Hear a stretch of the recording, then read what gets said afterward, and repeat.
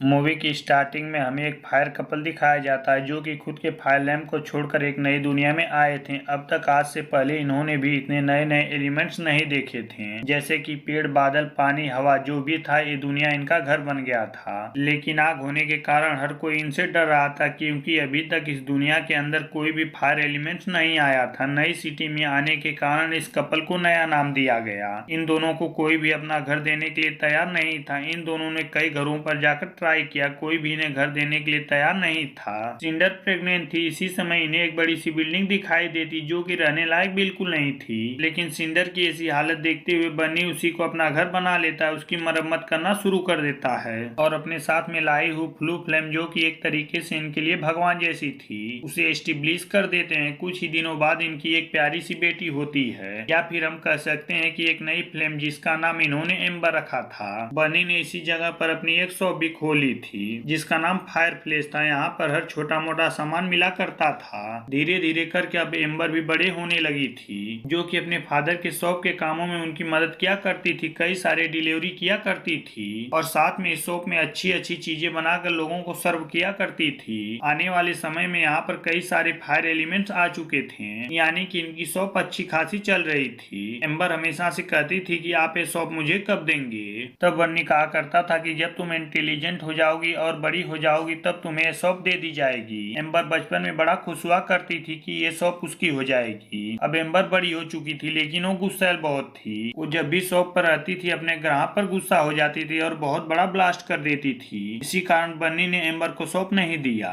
लेकिन देखते ही देखते अब बन्नी बूढ़ा होने लगा था और एम्बर को वही आगे जाकर शॉप संभालनी थी। लेकिन एक दिन उसे चैलेंज मिलता है कि कैसे वो अपने फादर से जल्दी डिलीवरी कर सकती है। हमें पता चलता है कि एम्बर की मॉम एक एस्ट्रोलॉजी बन गई है, जो कि लोगों के दिलों की हालत जानती है। अब एम्बर घूम घूम कर टाइम से डिलीवरी पहुंचा देती है और टाइम से पहले शॉप पर पहुंच जाती है, जहां पर उसे उसके फादर सोते हुए नजर आते हैं। बर्नी को भी मालूम हो गया था कि एम्बर अब पहले से ज्यादा जिम्मेदार बन चुकी है और कल की सेल वही संभालेगी। अगले दिन बहुत ज्यादा सेल थी। देखते ही देखते बहुत ज्यादा ग्राहक आ जाते हैं। एम्बर उन सबको शांति से संभालने की कोशिश करती है। जैसे कि बन्नी ने कहा था कि गुस्सा अपने दिमाग से बिल्कुल भी नहीं करना है। रोज नए नए ग्राहक आएंगे, तुम्हें उन्हें देखना ही होगा। लेकिन ग्राहक उसे इतना ज्यादा परेशान कर देते हैं कि बन्नी उन सब पर चिल्लाने के बजाय सीधा बेसमेंट में भाग जाती है और वहां पर इतना जोर से ब्लास्ट करती है कि पुराने पाइप फट जाते हैं और उसके अंदर से पानी निकलने लगता है। और तभी पता चलता है कि यहाँ पर एक वाटर एलिमेंट भी पहुंच गया है। पानी के सहारे इस वाटर एलिमेंट का नाम वेट होता है, जो कि एक ऑफिसर था, पुरानी चीजों को चेक किया करता था। उसे पता चलता है कि यहाँ की पाइप बहुत ज्यादा पुरानी है और इन्हें यहाँ पर नहीं होना चाहिए था। इसी के कारण वो दुकान का चालान बना देता है। पता चलता है कि एम्बर को इन सारी पाइप को चेंज करवाना होगा। वेट से कहती है कि प्लीज इन पाइप का कोई भी चालान मत कीजिए, मैं इन सबको चेंज करवा लूंगी। लेकिन वेट उसकी बात नहीं मानता और वहां से जाने लगता है और पीछे मुड़कर रोने लगता है। एम्बर उसे चुप कराने की कोशिश करती है, मगर वो भाग जाता है। यहीं पर यह मूवी एंड होती है।